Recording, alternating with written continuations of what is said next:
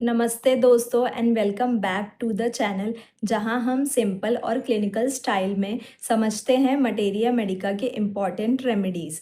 आज हम बात करने वाले हैं एक ऐसी रेमेडी की जो हर अक्यूट केसेस में सबसे पहले याद आती है, एकोनिटम नेपेलस। ये है फियर और फीवर रेमेडी जब सब कुछ सडन ऑनसेट के साथ स्टार्ट होता है। तो बिना टाइम वेस्ट किए चलिए स्टार्ट करते हैं इंट्रोडक्शन से। एकोनिटम नेपेलस, जिसे हम कॉमन नेम में मॉन्क्सफुट भी कहते हैं, बिलोंग करती है रेननकुलेसी फैमिली से।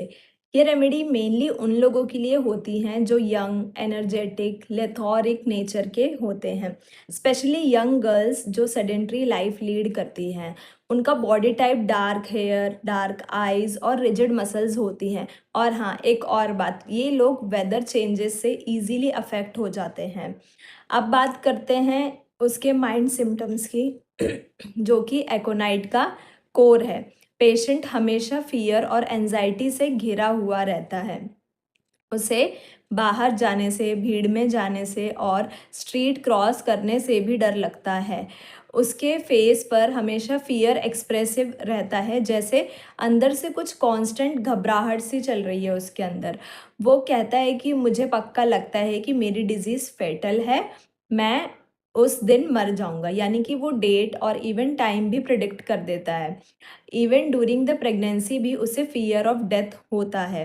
ये पेशेंट रेस्टलेस और एंग्शियस होते हैं, हर काम हंसते में करते हैं और बार बार पोजीशन बदलते हैं, और इवन छोटी सी नॉइस भी उसे स्टार्टल कर देती है।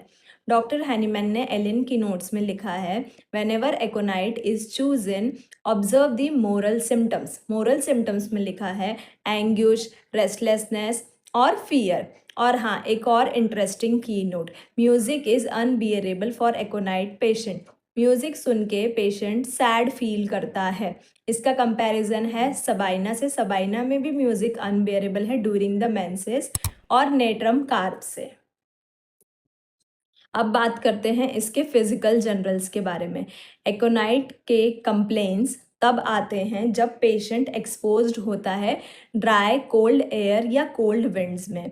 ये जब स्वेटिंग के बाद सडनली ठंडी हवा लग जाती है तब इनकी कंप्लेंट्स शुरू हो जाती है। ये mostly congestive stage of inflammation में एक्ट करती है। और जब रेडनेस और हीट तो होती है, बट अब तक लोकलाइजेशन नहीं हुई होती है, तब एकोनाइट काम करती है। पेन्स इसके इनटॉलरेबल होते हैं, इतने ज़्यादा सीवियर होते हैं कि पेशेंट लिटरली रेस्टलेस हो जाता है।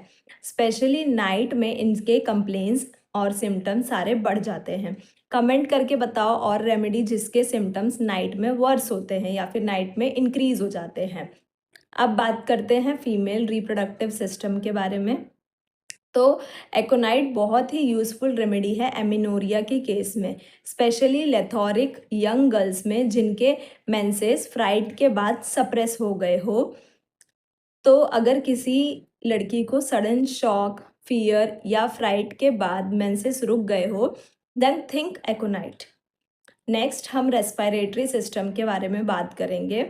तो एकोनाइट का कफ ड्राई, होर्स और सफोकेटिव होता है, जैसे क्रूकिंग, रिंगिंग या विस्लिंग टाइप का कफ होता है, और ये मोस्टली ड्राई कोल्ड विंड के एक्सपोजर के बाद ही होता है।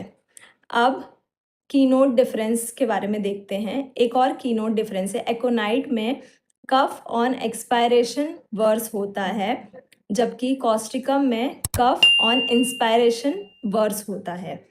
अब हम नर्वस सिस्टम के बारे में बात करेंगे एकोनाइट के। तो पेशेंट जब बेड से उठता है उसका फेस रेड से पेल हो जाता है। फेंटनेस, डिजीनेस और साइट वैनिश होने लगती है। उसे लगता है कि वो दोबारा उठ ही नहीं पाएगा। टीथिंग चिल्ड्रन में भी एकोनाइट बहुत अच्छी काम करती है। जब टीथिंग चिल्ड्रन में कन्वुल्जन होते हैं तब एकोनाइट बहुत ज़्यादा हेल्पफुल है। हीट, जर्क्स, ट्विचिंग और ड्राई हॉट स्किन के साथ साथ। अब बात करते हैं एकोनाइट इन फीवर। फीवर के टाइम पर एकोनाइट एक क्लासिकल अक्यूट रेमेडी की तरह काम करती है। जब स्किन ड्राई होती है और साथ में हॉट भी होती है और फेस कभी कभी रेड होता है एकोनाइट के पेशेंट का, तो कभी कभी पेल दिखाई पड़ता है, बर्निंग थर्स्ट होती है बट कोल्ड वाटर के लिए थर्स्ट होती है, इंटेंस रेस्टलेसनेस होती है पेशेंट में, और टॉसिंग इन बेड, और इवनिंग में कंडीशन और ज़्यादा वर्स हो जाती है एकोनाइट के पेशेंट की। और हाँ, एक और इम्पॉर्टेंट पॉइंट, एकोनाइट सिर्फ फीवर कंट्रोल के लिए कभी भी नहीं देनी चाहिए। अगर केस ट्रूली एकोनाइट का है तो ये पूरा केस क्योर करेगा, बट अननेसेसरीली अगर हम टाइफॉइड जैसे केसेस में एकोनाइट को देंगे तो हार्मफुल हो सकता है। अब बात करते हैं एकोनाइट की मोडालिटीज़ के बारे में। तो एग्रवेशन होता है एकोनाइट के पेशेंट को इवनिंग एंड नाइट में, warm room, rising from bed and lying on the affected side पर लाई करने से दिक्कत होती है एकोनाइट के पेशेंट को, जबकि एमेलियोरेशन होता है ओपन एयर में, और ओपन एयर में एकोनाइट के पेशेंट को रिलीफ मिलता है। अब रिलेशंस की बात करते हैं तो एकोनाइट कॉम्प्लीमेंट्री है कॉफ़ी से, आर्निका से एंड सल्फर से। कॉफ़ी से फीवर, स्लीपलेसनेस और पेन इंटॉलरेंस में, आर्निका से ट्रॉमा के बाद, और सल्फर से acute inflammatory condition में। Remember aconite is the acute of sulphur. तो दोस्तों, अगर पेशेंट के केस में सडन ऑनसेट, फियर, रेस्टलेसनेस और ड्राई हीट के सिम्टम्स हैं, then aconite napellus is your first remedy of choice. अगर ये एक्सप्लेनेशन पसंद आया हो तो लाइक, कमेंट, शेयर ज़रूर करें और सब्सक्राइब करें चैनल को for more materia Medica lectures in easy language.